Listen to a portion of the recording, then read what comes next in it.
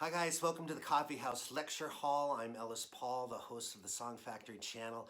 Today's class is going to be a discussion on stage fright and the horror of it all.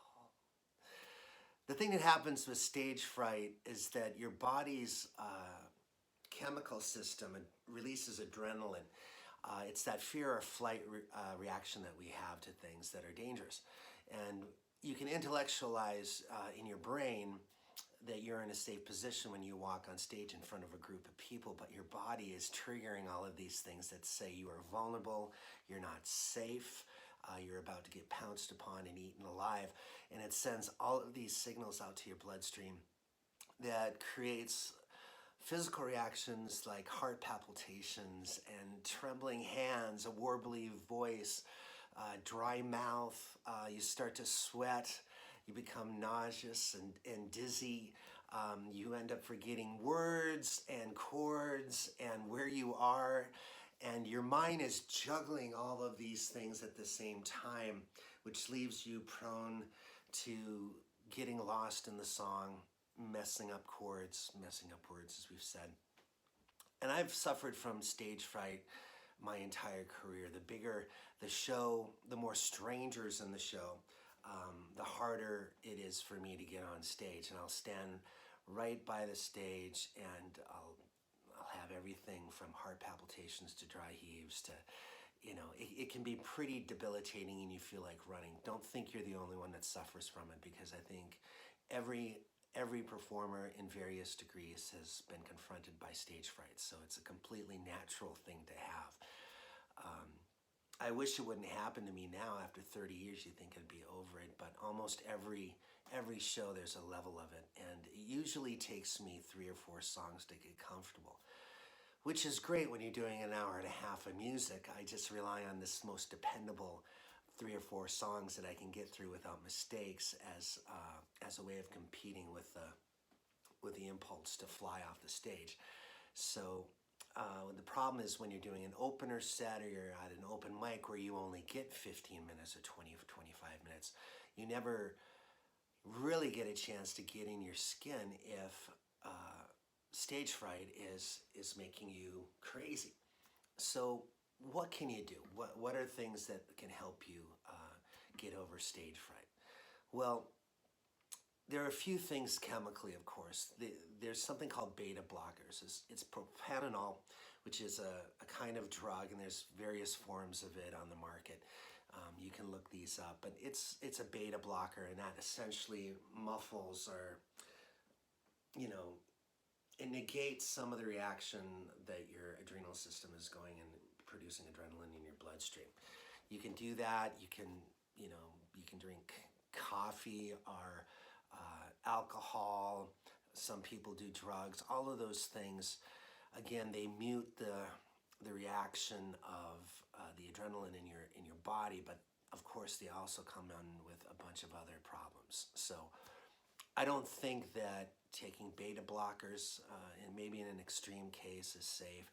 Alcohol is going to lead to other problems on stage. I know a lot of people take a shot before going on stage, and in their heads they think it's going to make them less nervous, but you're going to run into problems with forgetting words and lyrics and stumbling around on stage too. So you want to be careful with the amount of alcohol you drink when you're performing, and the amount of any kind of drug that you're doing, of course.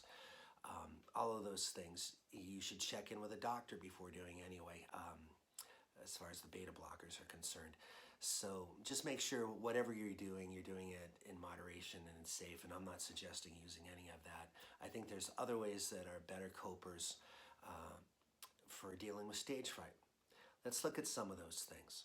Well, first of all, there's rehearsal. And then by that, I mean, get ready to be on stage. This is a defining moment in your day or your life even, and it's going to hopefully be a defining moment in the day or life of the people that see you play who are really moved by it. So by being more prepared, you're going to be more in your skin, more confident.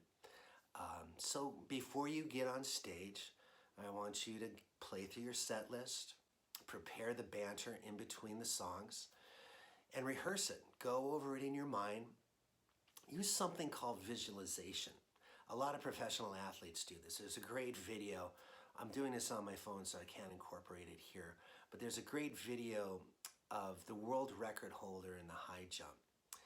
If you go to YouTube and just put world record high jump, it's Sotomayor is his name, I think. He high jumped around 8 feet, which is incredible to begin with. But you'll see him getting ready. He's jockeying back and forth, and he closes his eyes. He's about to do the jump, and his head starts to bob, and you can tell that he's running inside his mind.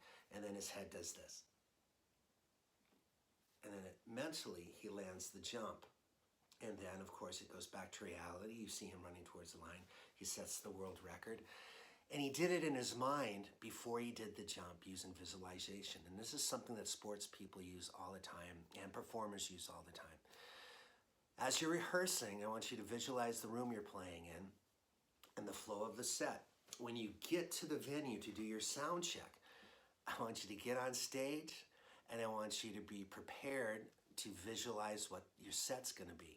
Now, in your mind, you can run through a half an hour set in a matter of a few seconds. You can just say, okay, I'm going to do this, I'm going to do that, this is what's going to happen then. This song comes here, this song comes there. But when you're on stage doing your sound check, you get to see the room. That's something you didn't do when you rehearsed at home because you could only imagine it. But there, at sound check, you are right there in the room. I want you to look at the crowd and imagine what you're going to be seeing when the room is filled with people. Obviously, they're not going to be there at your sound check. So you're looking out at the crowd and you're visualizing how full the room is going to be. Find out how many people are going to be in the room. And then visualize every single moment from the moment that you're introduced to the moment you come on stage. What's the lighting going to be? Tell the light person to give you what the lights in the room are going to be and the lights on stage so you can get a sense of that.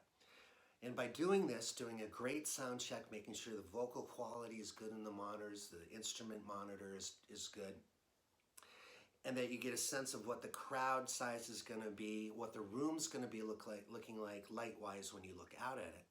And I want you to walk yourself through the entire point of plugging in, hearing your voice, hearing the voice of whoever's introducing you, to that first point where you're on the microphone and the first note that comes out, the guitar being plugged in. I want you to think of your posture, how you're going to stand, how you're going to look on stage. I want you to look out at them and picture what you're going to see, picture what you're going to say, walk yourself through your entire set list. And then when you get back to the green room, take a look, go out into the audience, not while they're there, but into the room where the audience sits, and look at the stage so that you can get a sense of what they're seeing. And then I want you to do another visualization where you see yourself from the audience perspective and go through the same little 3 or 4 minute visualization of your set list. So now listen, we've got 3 times that you have gone through this moment in your life before you even actually do it. You rehearsed at home properly. You set yourself up with a right ebb and flow set list. You know what you're going to say in between the songs. You know, you might want to leave a little room for improv banter, but for the most part, you should stay to a script, because if you suffer from stage fright, the more you say the right thing and do the right thing, you'll feel like you have more control in the moment. So you've rehearsed at home, you've rehearsed on stage, looking out at the audience, visualizing what you're going to see, and then you've also stepped out into the audience room, looking at the stage, and visualized your set through the audience's eyes. So you've gone through your set 3 times. That gives you the kind of preparation so that your confidence is up. Secondly, I want you to think about the way you're dressing. What does the stage look like? What's the lighting look like? What color is going to make you stick out on stage? Is the backdrop black? Does that mean you should be dressed in black? I don't think so. I think you should wear color with a black background.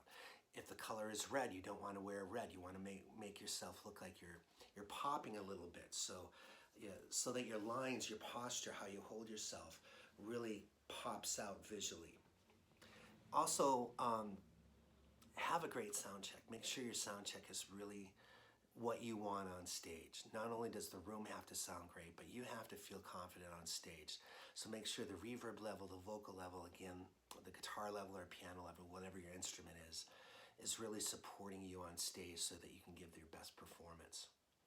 One thing that you could do too, if you have friends coming, people that really believe in what you do, put them in places where you can see them. Don't have them buried in the back of the audience.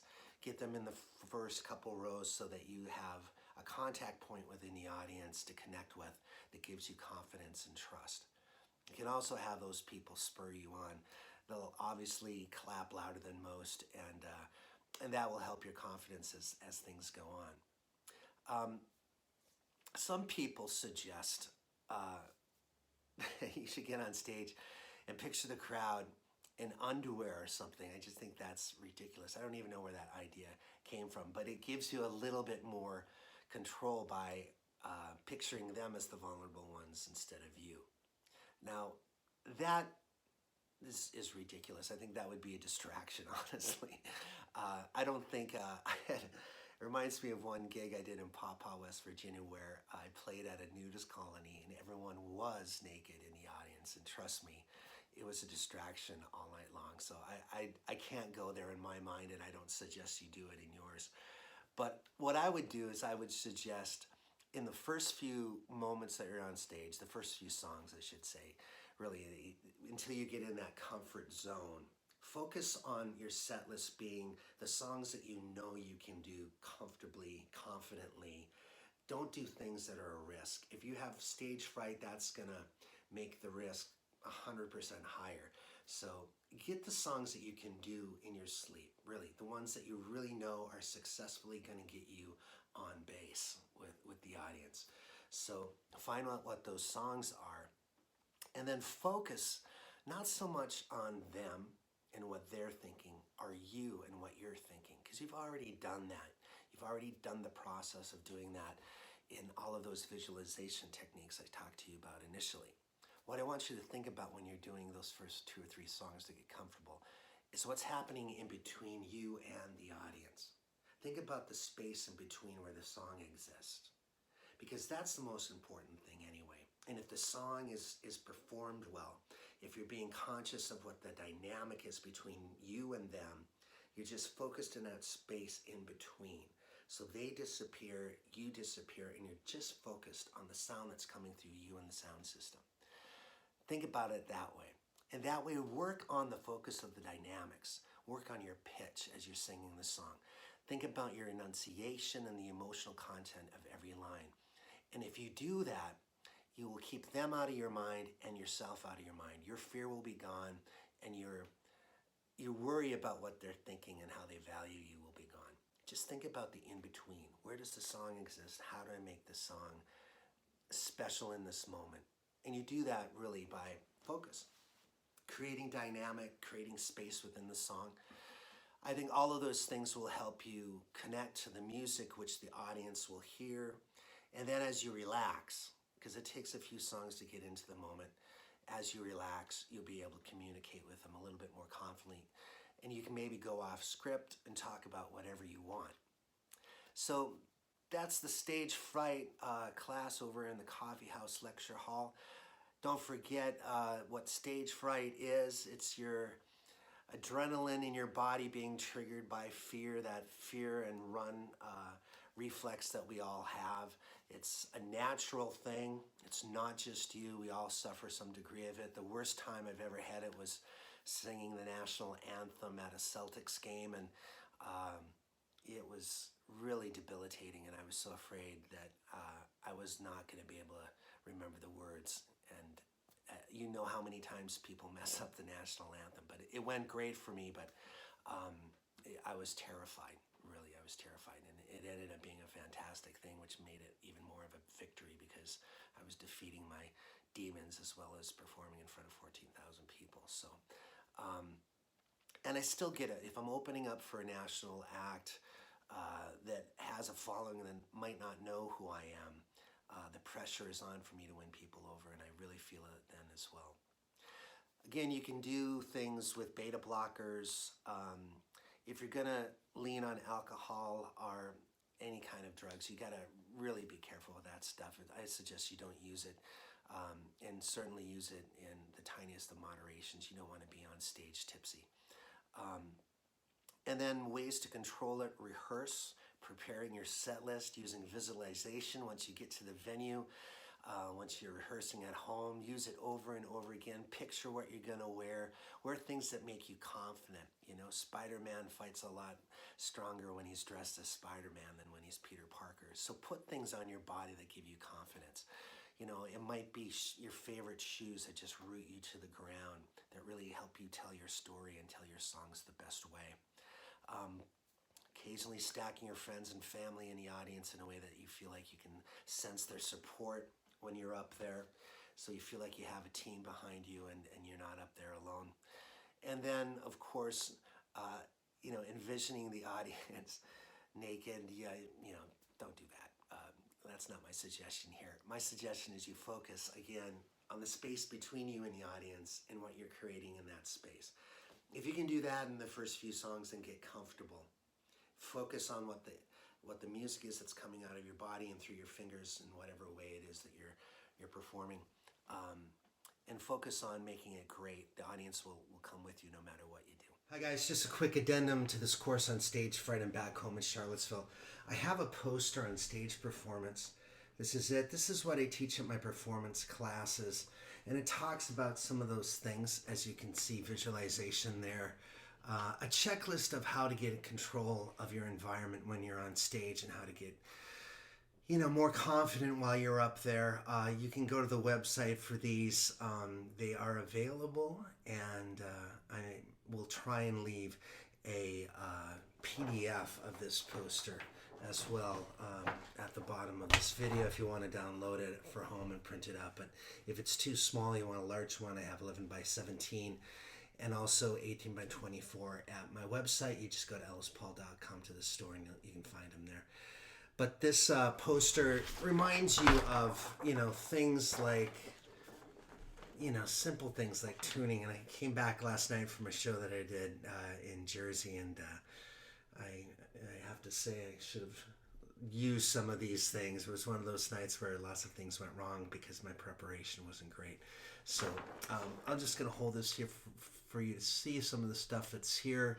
Practice your stage persona, your entrance, your exit, all the visualization stuff, the checklist of things to do before you get on stage. Last night I broke a bunch of strings, literally 3 strings in the show. By the third, I said to the audience, you know, you can take any item you want off the table if I break a third one, and then I went for it and actually did break 3. So anyway, that's there if you want it, and I hope this class on stage fright was helpful for you. And we'll see you next time in the Coffee House Lecture Hall. Cheers.